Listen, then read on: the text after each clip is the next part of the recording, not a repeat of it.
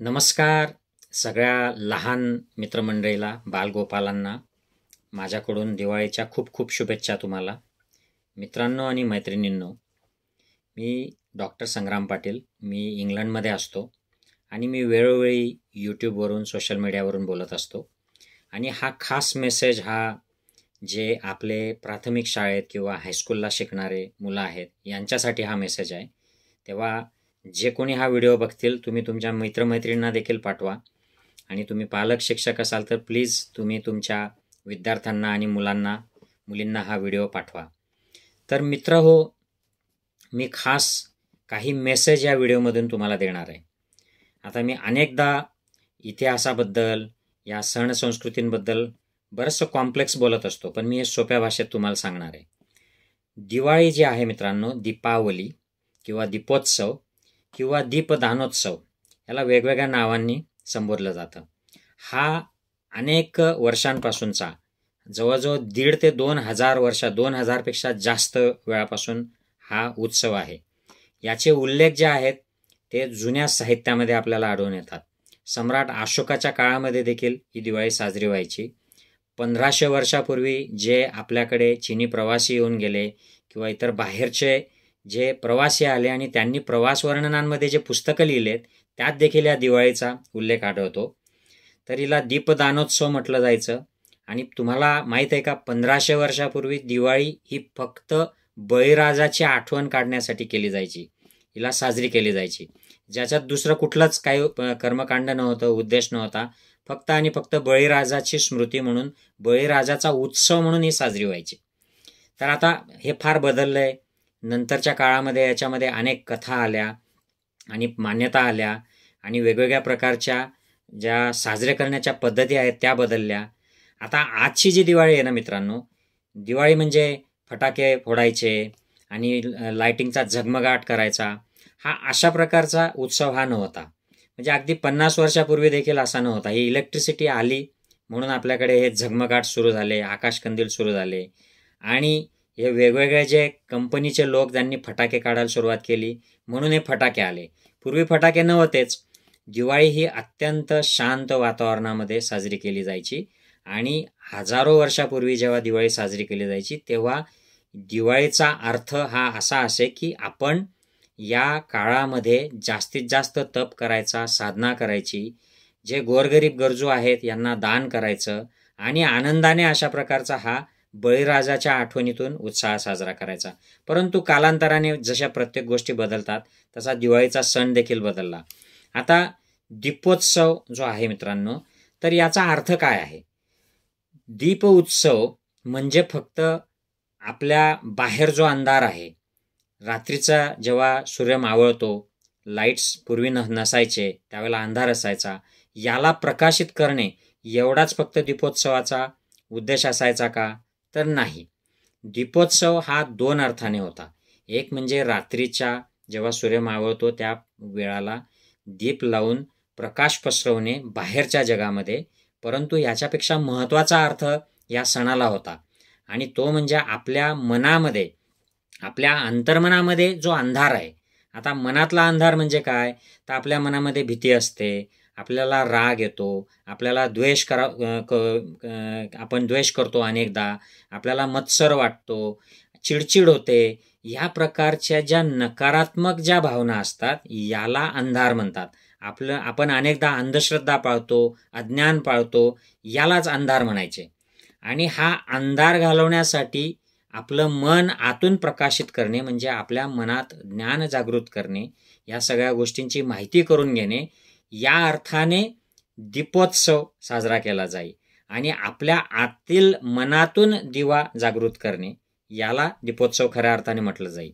आणि मग दीपदानोत्सव म्हणजे दीपांचं दान केलं जाईल. ही देखील प्रथा सम्राट अशोकाच्या काळामध्ये सुरू झाली. आणि पुढे मग त्यानिमित्ताने जे गरजू लोक आहेत, ज्यांच्याकडे साधनं नाहीत, ज्यांच्याकडे नीट घरं नाहीत, ज्यांना खायला प्यायला नीट नाहीत, वस्त्र नाहीत, अशा लोकांना अन्न, वस्त्र आणि त्यांच्या गरजेच्या वस्तू दान करायच्या, ही देखील प्रथा दीपदानोत्सवाच्या काळामध्ये केली जाईल. ह्याच्याबरोबर जे अध्यात्मातले लोक असत जे संत होते, ऋषी होते, भिकू होते, हे लोक तप करायचे आणि यांना देखील दान दिलं जायचं त्यावेळेला. तर ह्या अर्थाने देखील तिला दीपदानोत्सव असं म्हटलं जायचं. आणि 1500 वर्षापूर्वीचे जे वर्णन आहेत मित्रांनो, त्याच्यामध्ये दिवाळी ही बळीराजाचा उत्सव म्हणून साजरा केली जात असे. आता हा बळीराजा कोण होता आपल्यातला अनेकांना माहीत नसतं, कारण बळीराजाबद्दल खूप कमी माहिती उपलब्ध आहे आणि जी काय आहे ती पुराणांमध्ये आहे. आता पुराणांमध्ये बऱ्याचशा गोष्टी इकडच्या तिकडच्या लिहिलेल्या असतात, बऱ्याचशा भाकडकथा देखील असतात. त्यामुळे या किती खऱ्या ह्याच्यावर देखील एक मोठं प्रश्नचिन्ह असतं. परंतु अनेक अभ्यासकांनी या बळीराजाविषयी खूप खोलवर माहिती शोधून काढलेली आहे.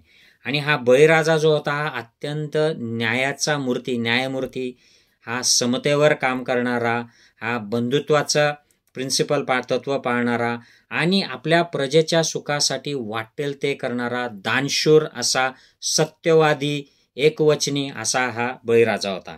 आणि म्हणून या राजाच्या स्मृतीमध्ये ही जी प्रजा होती भारतभरची, ज्याला जम्बूद्वीप म्हटलं जायचं, ही प्रजा दरवर्षी हा बळीराजाचा उत्सव म्हणून दिवाळी साजरा करत होती.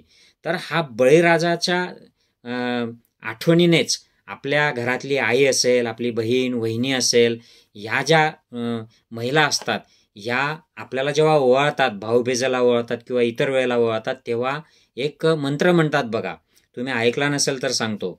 तो मंत्र असा की इडा पिडा जाओ माझ्या बळीचं राज्य येवो.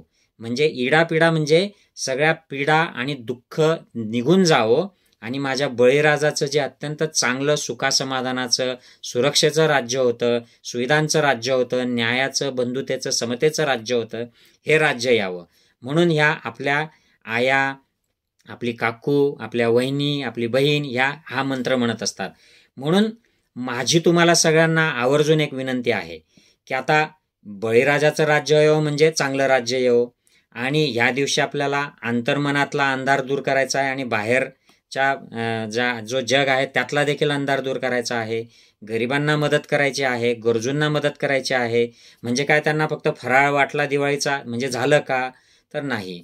आपल्याला हे आयुष्यभर जे जे आपल्या आजूबाजूला गरजू लोक आहेत, ज्यांना खायला नीट नाही, ज्यांच्याकडे कपडे नीट नाहीत, ज्यांच्याकडे पुस्तकं नाहीत, वह्या नाहीत, अशा लोकांना आवश्यक तशी आपण आपल्याला शक्य होईल अशी मदत करणं हे काम आहे.